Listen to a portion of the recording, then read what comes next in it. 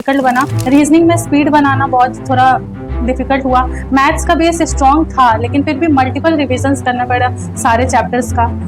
English में सारा rules पढ़ना पड़ा। तो लेकिन टाइम वाइज डिस्ट्रीब्यूशन करके सारा कुछ होता चला गया और कंसिस्टेंट एफर्ट्स से।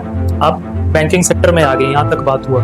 अब जब आपने प्रिपरेशन शुरू किया तो होता है ना, बच्चों का सवाल होता है, एक सक्सेसफुल कैंडिडेट उनके सामने खड़ा है तो वो इस बात का आंसर जानना चाहते हैं और उनके मन में ये सवाल होता है कि भाई 4 सब्जेक्ट हैं, इंग्लिश पढ़ते हैं सर, रीजनिंग पढ़ते हैं, मैथ छूट जाता है, जनरल अवेयरनेस छूट जाता है या कोई एक सब्जेक्ट छूट जाता है। तो आप ये सारे सब्जेक्ट्स को एक साथ मैनेज करके कैसे चलती थी, कैसे आप एक शेड्यूल बनाती थी, एक प्रॉपर सुबह का, शाम का, रात का, बीच में क्लासेस भी करना है, बहुत चीज़ है। तो ये आपका शेड्यूल क्या रहता, कैसे आप मैनेज करती थी? सबसे पहले तो सारा सिलेबस कंप्लीट करना, 2-2 घंटा मतलब इक्वल टाइम डिस्ट्रीब्यूट करना, इंग्लिश में, मैथ्स में, रीजनिंग में, और करंट अफेयर्स तो रोज डेली पढ़ना है। कोई भी यूट्यूब का चैनल उठा लेना है, जरूरी नहीं है कि मतलब कोई इस पर। हाँ, बैंकिंग के लिए बैंकिंग रिलेटेड न्यूज़ पढ़ना बहुत ज़्यादा जरूरी।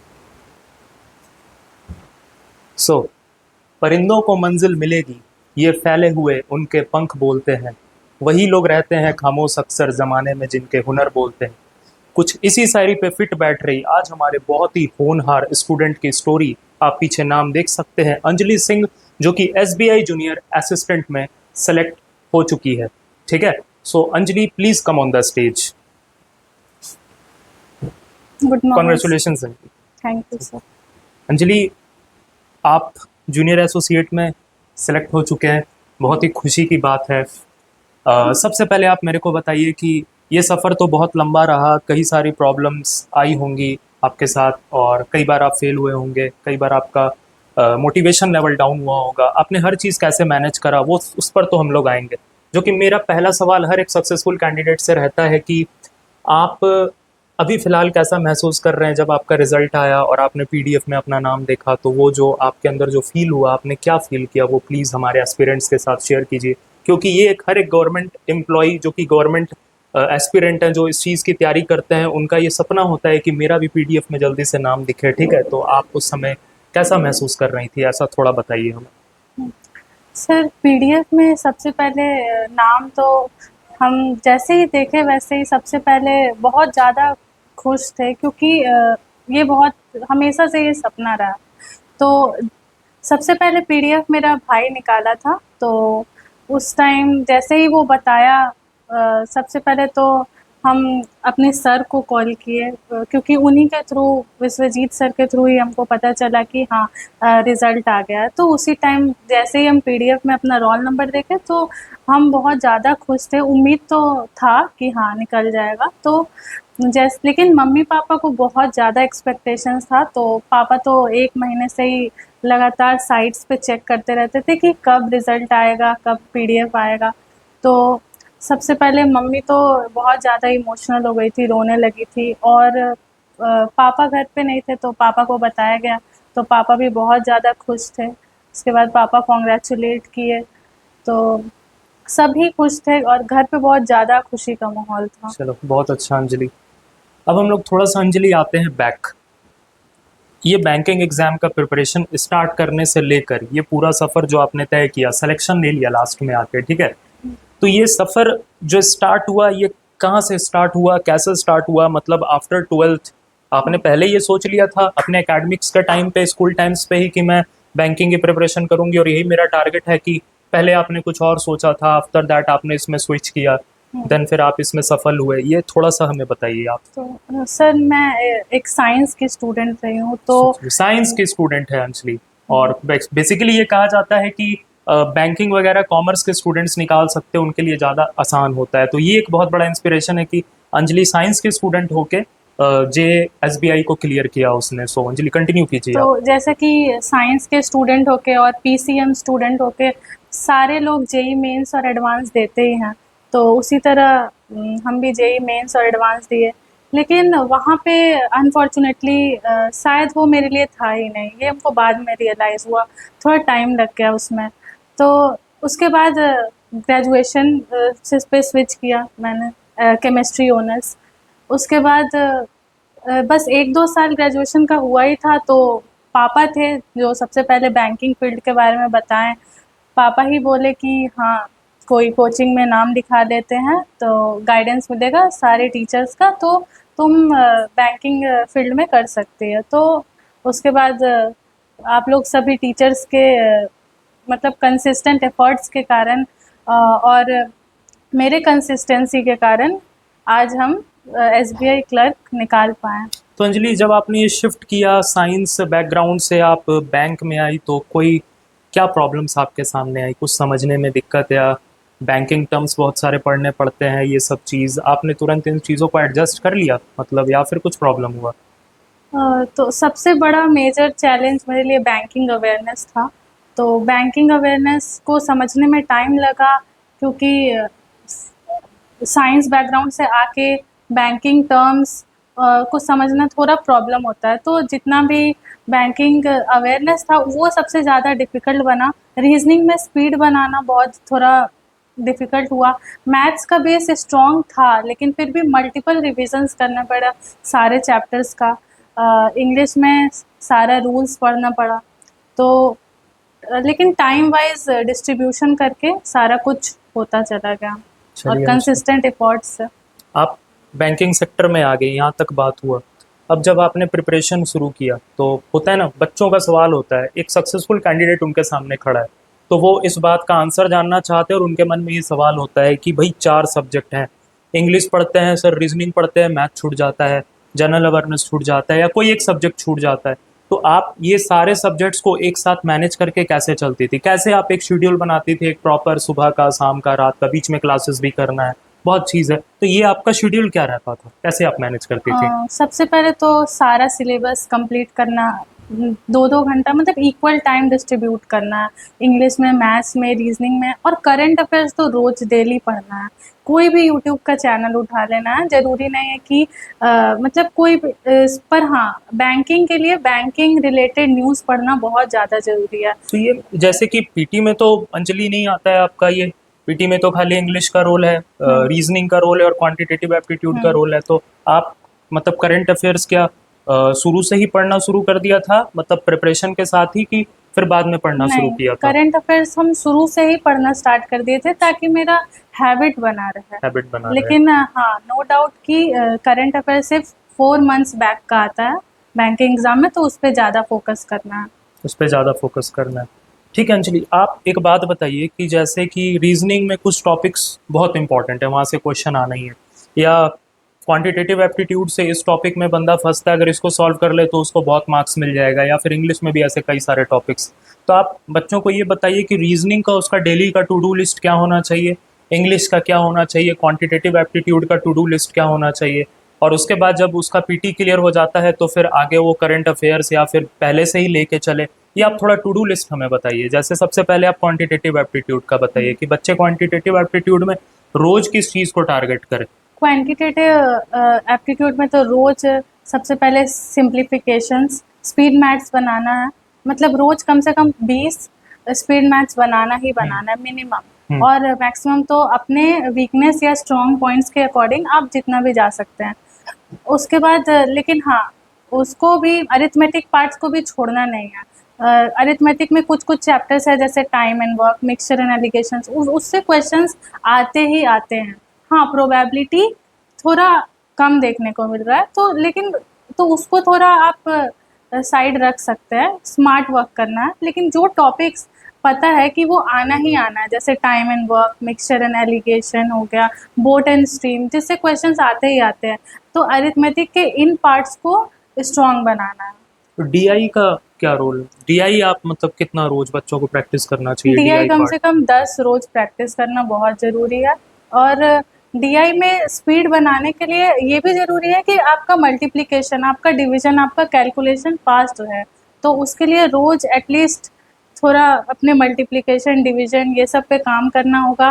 टेबल्स याद होने चाहिए एटलीस्ट 20 तक, पर 30 तक याद रहे तो अच्छा है। स्क्वायर रूट्स, क्यूब रूट्स वगैरह याद हाँ, होने स्क्वायर चाहिए। रूट्स 20 तक।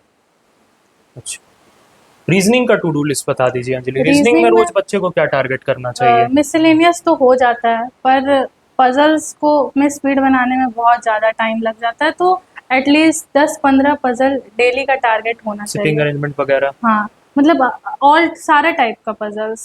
और उसके बाद मेंस के लिए, अगर मेंस को साथ लेके चल रहे हैं तो फिर मेंस में थोड़ा टॉपिक बढ़ जाता है, मशीन इनपुट और डायरेक्शन डिस्टेंस का जो कोडेड टाइप का क्वेश्चंस होता है वो सब का प्रैक्टिस करते रहना होगा।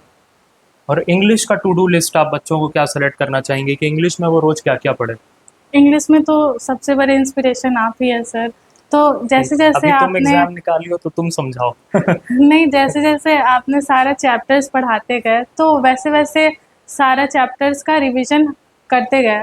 तो रिविजन्स के टाइम मतलब सारा रूल्स पढ़ना है सबसे पहले, तो उसके बाद मॉक लगाना है। इंग्लिश में मॉक्स लगाने का अलग ही इम्पोर्टेंस है, क्योंकि जब जब हम लोग देखते हैं कि जो एरर्स है उसमें क्या गलती हुआ है, उसके बाद कभी कभी हम लोग गलत मार देते हैं तो उसका एनालिसिस करना फिर कि हाँ ये गलत था। तो इस मतलब कभी कभी मॉक्स में भी बहुत बार हम लोग को बहुत सारा रूल्स पता चलता है कि हाँ ये गलत था, ऐसा होता है। तो जैसे अंजलि इंग्लिश में आरसी वगैरह हो गया, हम्म, क्लोज टेस्ट हो गया, पैराजंबल हो गया, इससे बहुत ज़्यादा मार्क्स कवर होता है। हम्म, ग्रामर के तो क्वेश्चंस कम ही आते हैं, बट ग्रामर अपनी जगह पे इम्पॉर्टेंट है। हम्म, रीडिंग बहुत ज़रूरी है क्योंकि अंडरस्टैंडिंग पर ज़्यादा फोकस है बैंकिंग इंग्लिश पे। तो हम्म। कॉम्प्रिहेंशन वगैरह के बारे में आप बच्चों को क्या सजेस्ट करना चाहेंगे कि वो कॉम्प्रिहेंशन कैसे रोज बनाएं, क्लोज टेस्ट कितना रोज बनाएं, ये चीज़ आप थोड़ा सा बच्चों को रीडिंग सजेस्ट करिए। कॉम्प्रिहेंशन में एक चीज़ बहुत इम्पोर्टेंट है कि क्योंकि टाइम बहुत कम रहता है, तो जब कॉम्प्रिहेंशन को पढ़ रहे हैं तो पूरा अटेंशन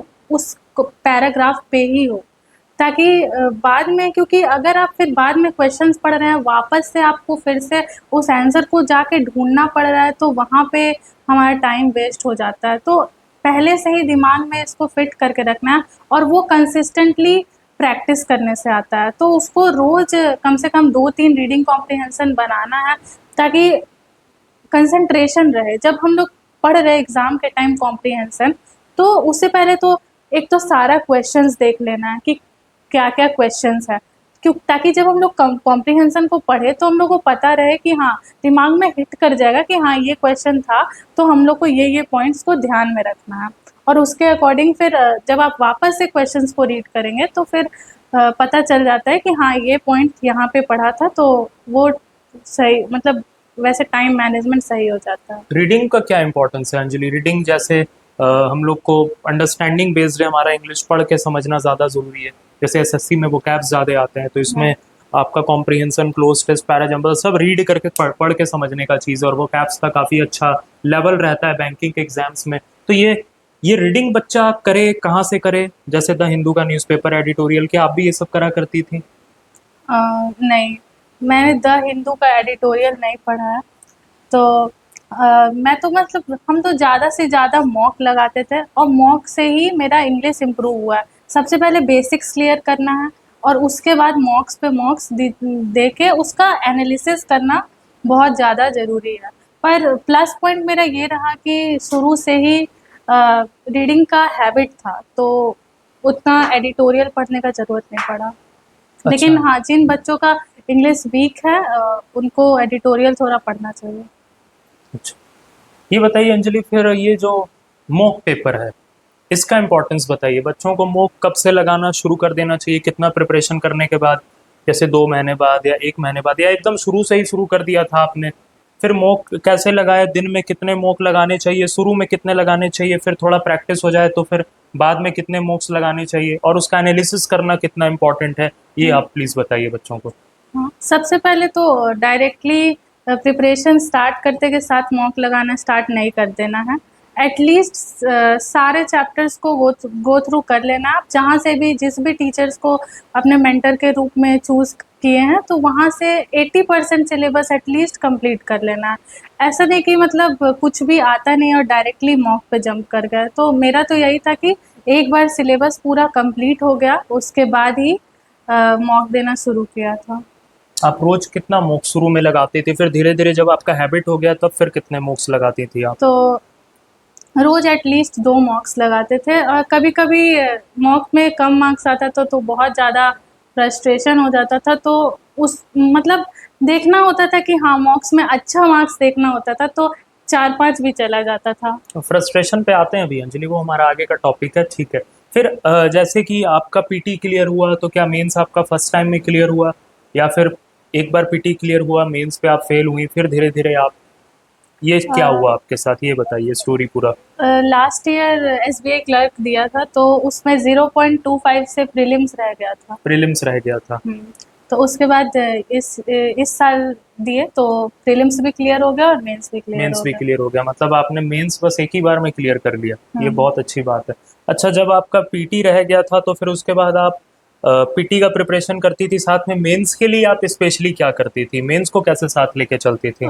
मेंस के लिए तो जब सारे टीचर्स कॉन्सेप्ट बिल्ड कर रहे थे उस टाइम हम हमारा कोडेड डायरेक्शन डिस्टेंस, रीजनिंग का और मैथ्स का तो सर शुरू से ही एडवांस लेवल का पढ़ाते थे, तो वो सारा बेसिक्स क्लियर था।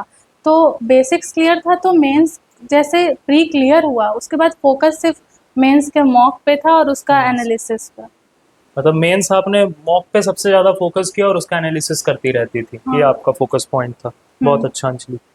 अच्छा अंजलि, ये बताइए जैसे कि अभी आपने बताया कि कभी मॉक में मार्क्स कम हो जाता था, या पिछले साल चलिए मॉक्स पे ही पहले रहते हैं, मार्क्स कभी कम आ गया तो आदमी डिमोटिवेट होता है, इतना मेहनत करने के बाद इतना कम मार्क्स आया, तो उस मोटिवेशन लेवल को वापस बिल्ड कैसे करती थी आप, या फिर कैसे आप रिफ्रेश करती थी खुद को कि नहीं हमको फिर से लगाना है, फिर से ज़्यादा मार्क्स लाना है, तो ये चीज़ आप कैसे हैंडल करती थी?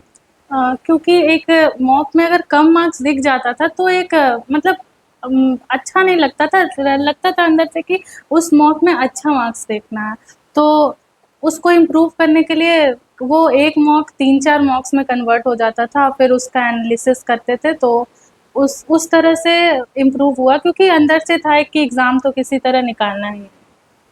जब थक जाते थे पढ़ते पढ़ते, या फिर फ्रस्ट्रेशन होता था, टेंशन होता था होगा नहीं होगा, तो उस समय आप कैसे उस चीज़ को रिफ्रेश करती थी, घूमती थी या फिर कुछ मतलब वॉकिंग पे निकल जाना या फिर सॉन्ग सुनना, आप उस चीज़ को कैसे रिफ्रेश करती थी? सर थोड़ा रील्स देख लेते थे रील्स देखती थी? और मॉक्स तो ये म्यूज़िक्स तो ऐसा चलता नहीं ही। होता था रील्स देखते देखते 1-2 घंटा रील्स ही देखते रह गए, ऐसा नहीं होता था? आधा घंटा चल जाता था। आधा घंटा चल जाता था। अच्छा, कितना रील्स आप देख लेते, मतलब रील्स ही आपको रिफ्रेश करता था और कुछ नहीं, सॉन्ग्स वगैरह नहीं हाँ, सुनते थे? सॉन्ग्स वगैरह भी। सॉन्ग्स वगैरह सुनते थे। अच्छा, बच्चे, आप ये बच्चों को इंस्पिरेशन दो कि मोटिवेशन लेवल जब डाउन हो तो उस समय उनको क्या सोचना है, उनको क्या सोचना चाहिए और फिर से अपना तैयारी को बिल्ड करना चाहिए, ये आप एक बार बच्चों को थोड़ा समझाओ। हाँ, तो बहुत सारे स्टूडेंट्स होते हैं ऐसे जो 1-2 बार फेल होने के बाद सोचते हैं कि उनसे होगा ही नहीं। लेकिन वापस से जब मॉक लगाते हैं तो उसमें पता चल जाता है कि कौन-कौन सा क्वेश्चंस गलत हो रहा है और कौन-कौन सा टॉपिक्स वीक है। तो उस टाइम उस चीज़ को एनालाइज़ करके उस पे वर्क करना है, डिमोटिवेट नहीं होना है क्योंकि वो अगर कंसिस्टेंटली कोई लगा है किसी चीज़ में तो वो निकलेगा ही निकलेगा। निकलेगा ही निकलेगा, बहुत अच्छा अंजलि।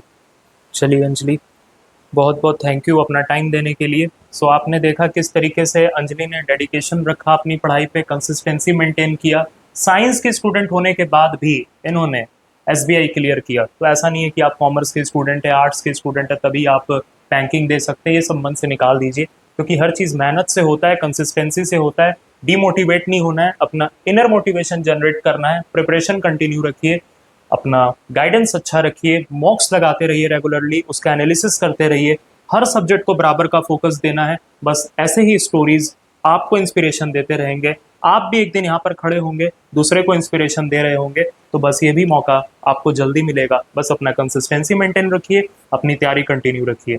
सो आज के लिए इतना ही, फिर मिलेंगे अगली बार किसी और सक्सेस स्टोरी के साथ, आपके सामने फिर हाजिर होंगे। So thank you for today. Thank you sir. Cut कर दीजिए।